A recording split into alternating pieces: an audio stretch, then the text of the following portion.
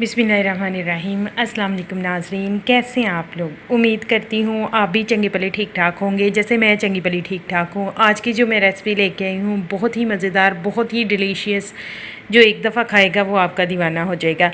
तो इससे पहले कि मैं रेसिपी स्टार्ट करूँ, जल्दी से आप मेरे चैनल को सब्सक्राइब कर दें। सबसे पहले मैंने 2 अंडे लिए हैं, इन्हें तोड़ लिया। इनमें हाफ़ टी स्पून मैंने ब्लैक पेपर यानी काली मिर्च का डाला, हाफ़ टी स्पून इसमें मैंने नमक डाला। नमक आप टेस्ट के हिसाब से कम या ज़्यादा कर सकते हैं, मिर्च भी आप टेस्ट के हिसाब से कम या ज़्यादा कर सकते हैं। इसके बाद मैंने चिकन लिया, चिकन बोनलेस लिया, मैंने उसे अच्छी तरह वॉश किया। नमक लगा हुआ है पहले से, उसके छोटे छोटे पोड़े किए यानी मैंने छोटी छोटी उसकी बोटियाँ कर ली। उसमें 1 टीस्पून भर के मैंने काली मिर्च का, 1 टीस्पून भर के मैंने कुटे ज़ीरे का डाल दिया।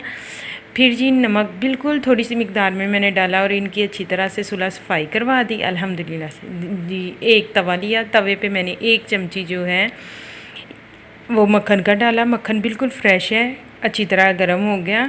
जब मक्खन तरफने लगा तो मैंने इसमें वो बोटियाँ डाल दी, बोटियाँ भी अच्छी तरह से हो गई। फिर मैंने ब्रेड लिया, ब्रेड के ऊपर मैंने मायोनीज़ और केचप जो हैं वो दोनों स्प्रेड किए, फैला दिए। फिर दोबारा से मक्खन लें जी, मक्खन ले लिया।